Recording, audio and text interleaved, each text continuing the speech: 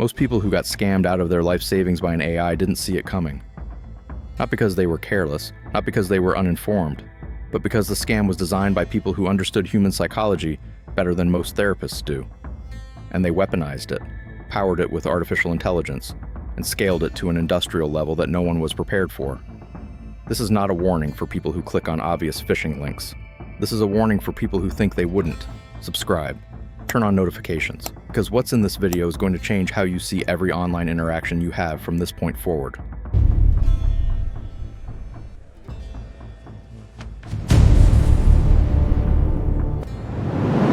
Let's start with January 2024, Hong Kong. A finance employee at Arup, one of the most respected engineering firms in the world, sat down for a routine video conference call. On that call, he could see his CFO. He could see his colleagues. Multiple people he recognized by face and by voice, all discussing a highly confidential transaction that needed to happen immediately. He had doubts at first. The initial email had seemed strange. A message from the UK-based CFO requesting a secret transaction. Classic phishing, he thought. Then he saw the faces. He joined a multi-person video conference, and according to Hong Kong's senior superintendent, Baron Chan Shun-Ching, every person on that call was fake. The CFO and all other participants were AI-generated deepfake recreations, trained on publicly available videos and audio from real company meetings and webinars. The fake CFO made increasingly urgent demands, and the employee complied, eventually making 15 separate transfers into 5 local bank accounts. Those 15 fraudulent wire transfers totaled $25.6 million, 200 million Hong Kong dollars, executed in a single day. He didn't discover the fraud until he contacted Arup's actual headquarters to follow up on the secret transaction. No one there knew what he was talking about. As of early 2025, no arrests have been announced, no perpetrator has been publicly identified, and the stolen funds remain unrecovered. $25 million. Gone. The perpetrators remain free. Now ask yourself something uncomfortable. He saw the faces, he heard the voices. He recognized people he had worked with, and he was still wrong. What exactly makes you confident that you would have done differently? That case got attention because the number was large and the technology was theatrical. But the mechanics behind it, the AI-generated personas, the manufactured trust, the engineered urgency, those mechanics were not unique to that event. They were already being deployed at mass scale against ordinary people, in operations so industrialized that investigators have compared them to factories. Blockchain analytics firm Chainalysis reported that crypto wallets linked to scams received $9.9 billion in cryptocurrency in 2024 alone, with predictions that figure would revise upward to $12.4 billion as more scam wallets were identified. A separate report co-authored by BitJet, Slowmist, and Elliptic estimated that deepfakes specifically drove roughly 40% of high-value crypto scams in 2024, totaling approximately $4.6 billion, and at least 87 deepfake scam rings were dismantled in early 2025. These aren't bedroom hackers. These are organizations. A Cambodian-based marketplace called Huione Guarantee, operating through Telegram, processed $70 billion in crypto transactions between 2021 and 2024. In 2024 alone, Huione's AI service vendors saw revenue grow by 1,900% year over year, 1,900%. That is not a growing industry. That is an arms race, and one side has been quietly winning for years. The tools those vendors sold were not theoretical. They included AI software for generating fake identities, cloning voices, building fraudulent trading platforms with live charts and fabricated performance histories, and producing synthetic profiles that could sustain weeks of daily conversation without ever breaking character. Between May 2024 and April 2025, reports of generative AI-enabled scams jumped 456%, according to TRM Labs chain abuse data. 456% in 12 months. The people running these operations are not reacting to technology. They adopted it faster than law enforcement could name it. To understand how these operations actually function, the ones behind the $9.9 billion, the $12.4 billion, the numbers that grow every quarter, you have to understand what investigators mean when they say scam compound. The United Nations estimates that more than 100,000 trafficked and forced laborers are currently working inside scam factories across Cambodia alone, raking in billions of dollars per year. These are not office buildings. They are fortified compounds, often in lawless border regions, where workers operate under duress, running romantic personas and fake investment platforms against targets in the United States, Europe, and Australia. The workers didn't choose to be there. The victims on the other end had no idea any of this existed. The specific fraud architecture they use has a name: pig butchering. The term comes from the practice of fattening a pig before slaughter. Scammers cultivate fake romantic or social relationships with victims, building trust over weeks or months before persuading them to invest in fraudulent cryptocurrency schemes. The investment grows. The victim deposits more. Sometimes they bring in family members. Then the platform disappears. The relationship disappears. Everything disappears. And AI made this scalable in a way that was previously impossible. A single operator can now generate thousands of tailored phishing messages, deepfake videos, synthetic voices, and brand impersonations in minutes, content that evades legacy detection filters and sustains victim trust across long-term conversations. What used to require a room full of people can now be managed by far fewer, working faster, in more languages, across more time zones simultaneously. Investigators reviewed more than 8,000 phones and 1,500 computers seized from a single compound, the Shunda operation in Minlet Pan, Burma, after it was overtaken by the Karen National Liberation Army in November 2025. What they found inside documented the industrial precision of the operation. Targets were assigned, scripts were tested. Under the supervision of compound manager Zhang Wenji, also known as Zhang Nan, one subordinate defrauded a single American victim of more than $3 million using a fraudulent investment platform.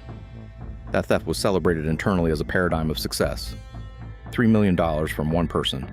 Celebrated. Now consider what happened in Elkhart, Kansas, 2023. A man named Sean Haynes was the CEO of Heartland Tri-State Bank, a small community bank that had served its customers for decades. Haynes became a pig butchering victim himself. He was drawn into what appeared to be a lucrative cryptocurrency investment. He believed it. He embezzled $47 million from his own bank in an attempt to recover funds he thought were locked inside the platform. Heartland Tri-State Bank failed as a direct result. Every depositor, every small business account, every retirement fund held at that institution, at risk because a bank CEO was targeted, cultivated, and destroyed by the same machinery running out of Southeast Asia. Haynes was charged with embezzlement in February 2024, pleaded guilty in May 2024, and was later sentenced to 24 years in federal prison. He was the victim and the perpetrator simultaneously. That is how precisely these operations are engineered. They didn't just take his money. They turned him into the instrument of his own destruction, and the destruction of everyone who trusted him. The enforcement response has been significant, but it has been chasing something that moves faster than institutions can respond to. In February 2026, the DOJ sentenced Darren Lee, a 42-year-old co-conspirator, to 20 years in federal prison in the Central District of California, along with 3 years of supervised release. Lee and at least 8 co-conspirators had established spoofed domains and websites resembling legitimate trading platforms, initiating contact through social media and dating apps before persuading victims to transfer funds. Lee had pleaded guilty to conspiring to launder funds obtained through crypto fraud. He subsequently cut off his electronic ankle monitor in December 2025 and fled, becoming a fugitive before the sentencing was ultimately handed down. He received the statutory maximum. He was already gone. In October 2025, the DOJ seized over $15 billion in Bitcoin, 127,271 coins, from Cambodia's Prince Group, led by Chen Zhi, marking the largest crypto asset seizure in history. Chen Zhi was arrested by Cambodian authorities on January 6, 2026. His Cambodian citizenship was revoked by royal decree. He was extradited, not to the United States, but to Beijing the following day, placing him beyond U.S. jurisdictional reach. $15 billion seized. The man who ran the network, in China. By April 2026, the FBI's Operation Level Up, launched in 2024 as a joint San Diego and Phoenix initiative, had proactively identified and notified nearly 9,000 victims of cryptocurrency investment fraud, estimating it had prevented $562 million in losses. 9,000 people who were mid-scam and didn't know it. 9,000 people who thought they were making money. Kyle Holder is 73 years old. She spent her career as an occupational therapist until an injury ended that. Around Christmas 2024, a message arrived on WhatsApp offering coaching on how to invest in the crypto market. She was intrigued by the idea of investing from home. The person who contacted her had a name, Neve. They spoke regularly. Neve was warm, knowledgeable, patient, the kind of presence that fills a quiet house. Over weeks, the relationship deepened. The investment advice seemed sound. The returns looked real on the platform's dashboard. Holder eventually transferred close to $300,000 across 14 different wallets tied to the scammers. Her entire retirement savings, accumulated over decades, gone in under 3 months. When she grew worried and asked directly, "Please assure me this is not a scam," Neve reassured her. Then when Holder made an error sending to the wrong wallet, the tone shifted. "You have made a fatal mistake," Neve wrote. The warmth evaporated instantly. What replaced it was pressure, intimidation, and more demands for money to fix the problem. Neve was never a person. The entire relationship, every message, every reassurance, every calculated moment of warmth, was engineered. Press criminal investigation agents in New York mapped out the scam and found that holders' funds were consolidated with other victims' money, eventually funneling more than $5 million through a final wallet to the scammers without being caught. Harry Chavis, the IRS special agent in charge of the New York field office, noted the scammers likely used AI tools readily available on the dark web to target victims with increasing precision. Holder told CBS News she no longer wanted to live when she understood what had happened. That is not a financial loss. That is the deliberate engineering of psychological collapse. And it is happening thousands of times per day, at scale, to people across every demographic. The technology didn't create the cruelty. It just removed the ceiling on how many people could be subjected to it simultaneously. Then there's the version of this that targets people who consider themselves sophisticated. The ones who follow markets, who know what a white paper is, who would never fall for a romance scam because they're too rational for that. Between January 2024 and January 2025, a network of entities operating under names like AI Wealth, Lane Wealth, AIIEF, and Zenith ran investment clubs on WhatsApp, recruiting investors through social media advertising. Inside those groups, a professor figure sent regular market updates and promoted what were described as AI-generated investment tips, building credibility through the language of data and algorithmic precision. Investors were then directed to platforms called Moracoin, Burge Blockchain, and Circor, which presented as licensed, regulated crypto trading exchanges. No trading ever occurred. The platforms were entirely fabricated. The token offerings they promoted didn't exist. The companies issuing them didn't exist. When investors attempted to withdraw funds, additional fees were demanded. Each request another mechanism to drain more money from people who were already gone.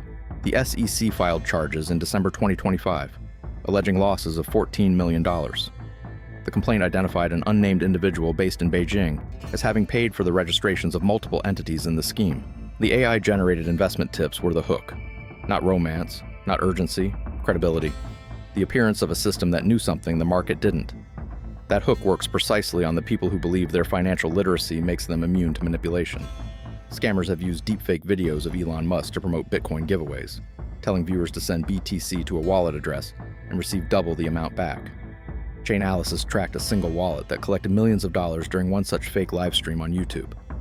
The videos used real interview footage, real cadence, real mannerisms, altered just enough to place different words in a real mouth.